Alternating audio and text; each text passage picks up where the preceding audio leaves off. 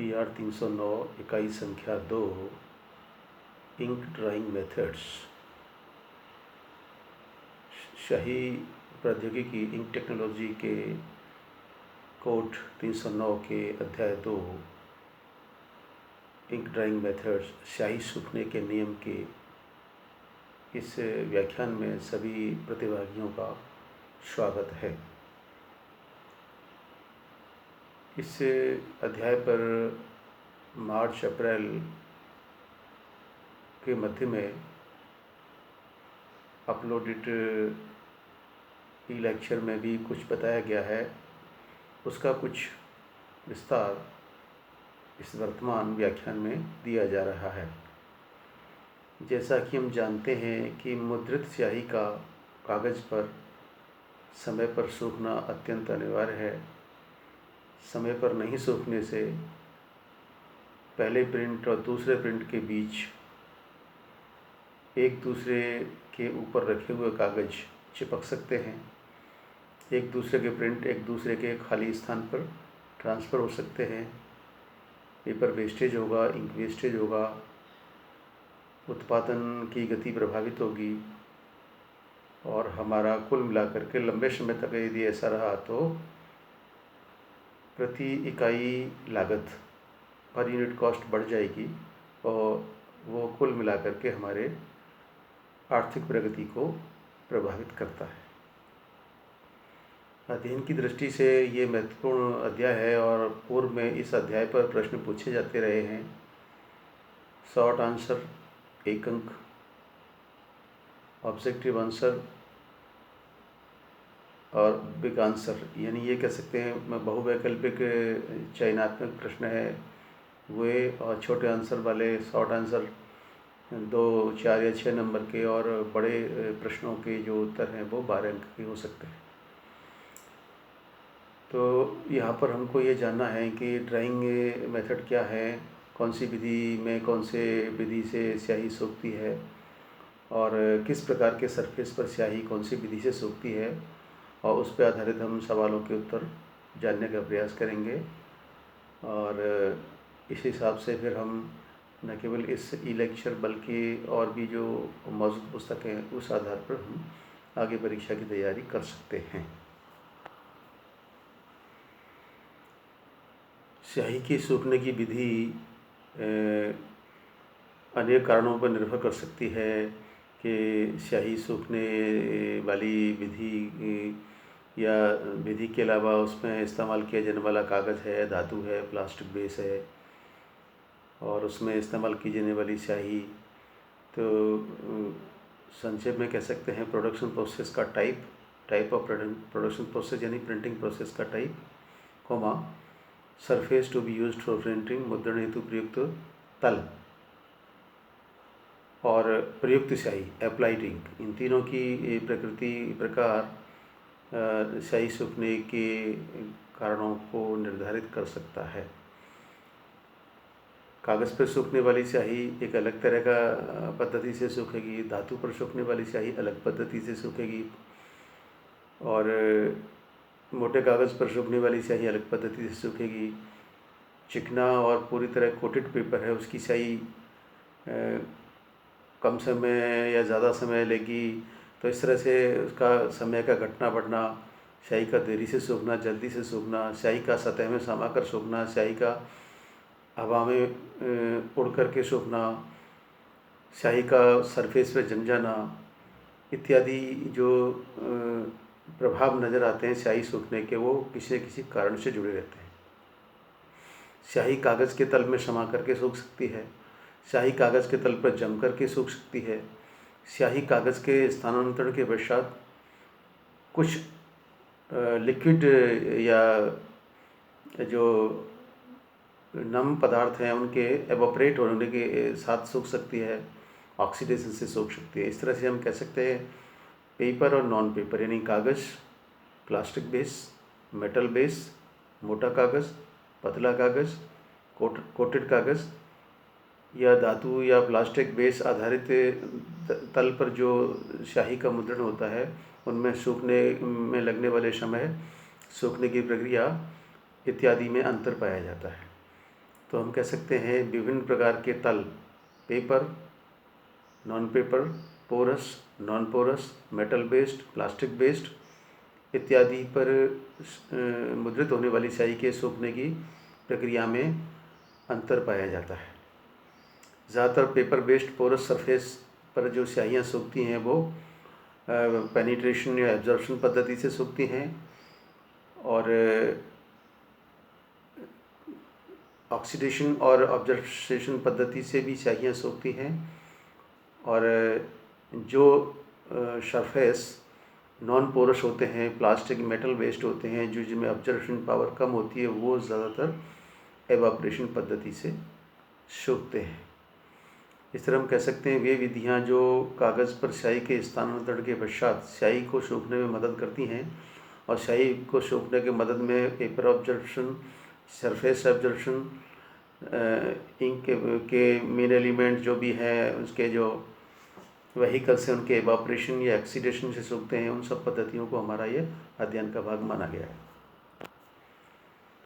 तो निष्कर्ष के तौर पे आप कह सकते हैं मुद्रित कागज़ या मुद्रण हेतु प्रयुक्त कागज़, धातु, प्लास्टिक, पोरस सरफेस यानी छिद्रयुक्त सरफेस, नॉन पोरस यानी गैर छिद्रयुक्त सरफेस पर मुद्रित होने वाली स्याही अनेक विधियों से सूखती है। ये विधियाँ हैं अवशोषण विधि, एब्जॉर्प्शन मेथड ऑफ ड्राइंग। दूसरा है ऑक्सीकरण विधि, ऑक्सीडेशन मेथड ऑफ ड्राइंग। तीसरा है वाष्पीकरण विधि, एवापोरेशन मेथड ऑफ ड्राइंग। और चौथा है जमाव, प्रेसिपिटेशन विधि। लेटर प्रेस में ज़्यादातर सूखने वाली स्याहियाँ एवापोरेशन पद्धति से सूखती हैं क्योंकि उसमें प्रयुक्त सरफेस यानी पेपर पुरुष छिद्रयुक्त प्रकृति के होते हैं और उनमें छिद्र की मार्फत स्याही अवशोषित होकर के सूख जाती है। लिथोग्राफी में अवशोषण और ऑक्सीडेशन दोनों पद्धतियाँ काम करती हैं।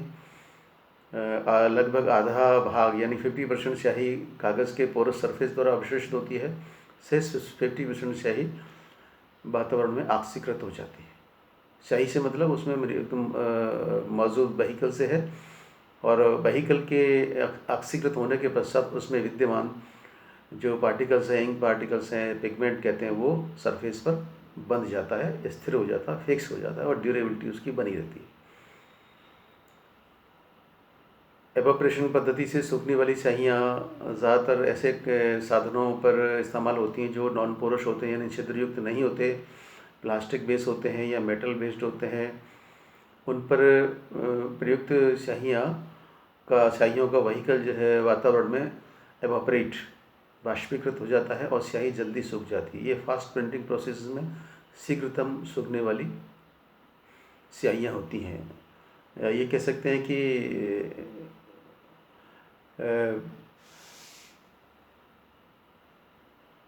इंटेग्लियो प्रिंटिंग प्रोसेस ग्रेवियर पद्धति में स्याही जो है एवापोरेशन पद्धति से सूखती है और जो थिक स्याहियाँ हैं, मोटी स्याहियाँ हैं, जिनको सूखने में समय लगता है, वो ज़्यादातर सरफेस पर जमे रह कर के मुख्यतः जमाव, प्रेसिपिटेशन पद्धति से सूखती हैं।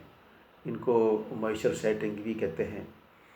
इस तरह से हम कह सकते हैं स्याहियाँ सूखने की 4 विधियाँ हैं: अवशोषण पद्धति, ऑक्सीडेशन पद्धति, वाष्पीकरण पद्धति और जमाव पद्धति। एब्जॉर्प्शन या absorption, oxidation, evaporation and precipitation.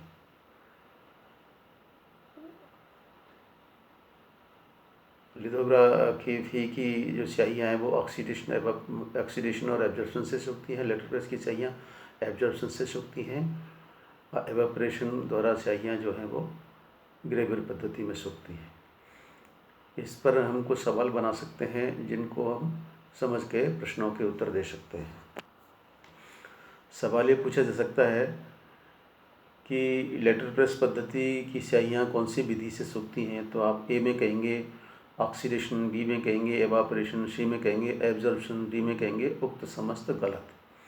तो यहाँ सी जो एब्जॉर्प्शन पद्धति है, एब्जॉर्बेशन है, अवशोषण पद्धति है, वो हमारा सही विकल्प है क्योंकि लेटर प्रेस में प्रयुक्त छिद्रयुक्त कागज़ में स्याही अवशोषित होकर सूखती है।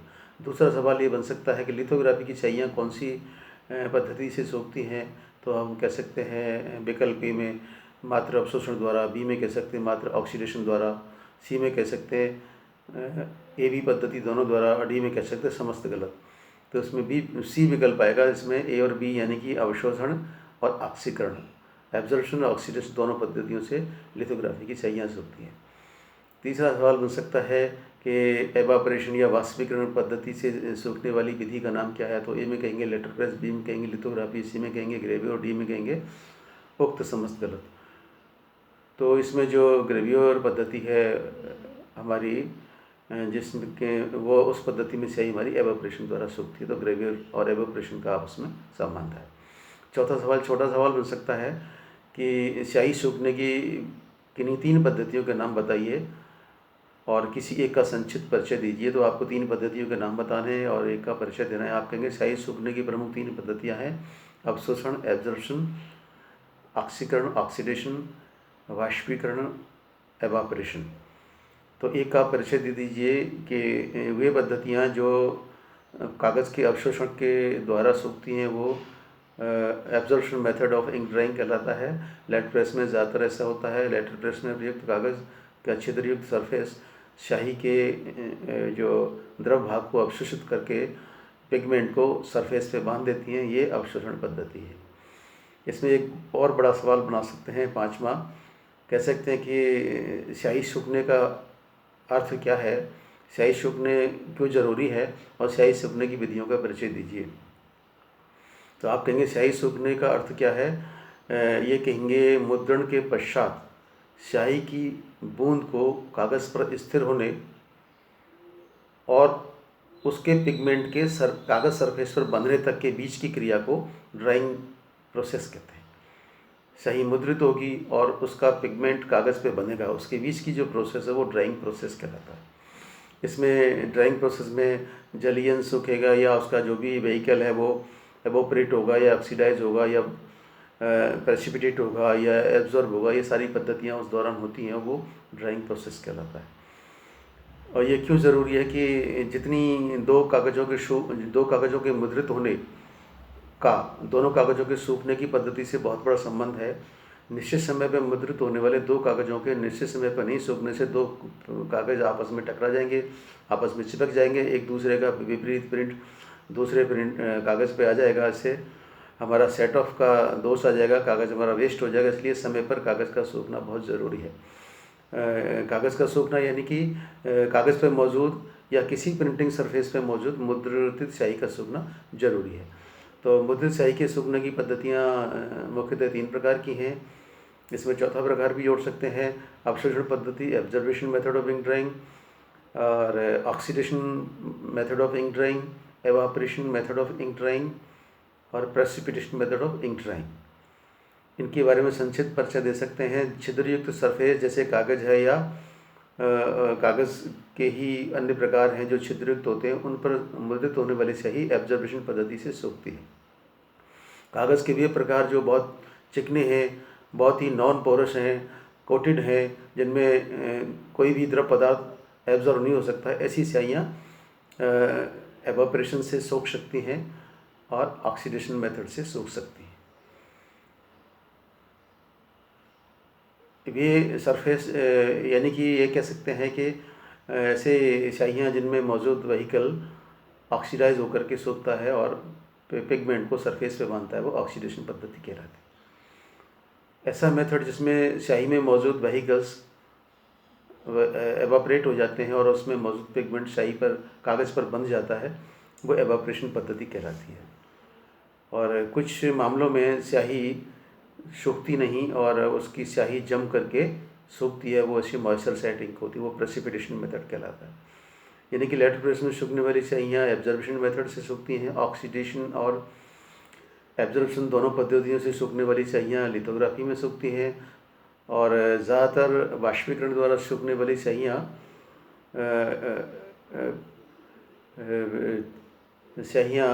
हमारी जो इंटेग्लियो प्रोसेस है हमारी ग्रेवियर पद्धति से सूखती हैं। इस तरह से हम इनका परिचय देके इस उत्तर को हम लिख सकते हैं। इसमें चित्र भी बना सकते हैं। किसी में चित्र में कागज़ में नीचे की तरफ एब्जॉर्ब होते हुए आप एरो बना करके जली जो उसका जो व्हीकल उसको ऑब्जर्व करते दिखा सकते हैं, किसी में व्हीकल को उड़ते हुए दिखा सकते हैं, किसी को ऑक्सीडाइज होते हुए, किसी को जमते हुए। इस तरह 3-4 चित्र बना के आप बेहतर अंक ले सकते हैं। और अपने माइंड मैप का प्रयोग करें, दिमाग का प्रयोग करें। इसके अतिरिक्त इंक एवं स्याहियाँ हिंदी और अंग्रेजी में किताब है अनुपम प्रकाशन इलाहाबाद की, उनको पढ़ के भी आप हेल्प ले सकते हैं। कुछ इंटरनेट पे कोई ब्लॉग या कोई रिटन सामग्री है, उससे हेल्प ले सकते हैं। बाकी 12 नंबर के सवाल के लिए ज़्यादा चीज़ की ज़रूरत नहीं है, और आप इस तरह से समझ के अपना आगे का और कोई सवाल बना सकते हैं। इस कक्षा में आने के लिए सभी छात्रों का बहुत बहुत धन्यवाद।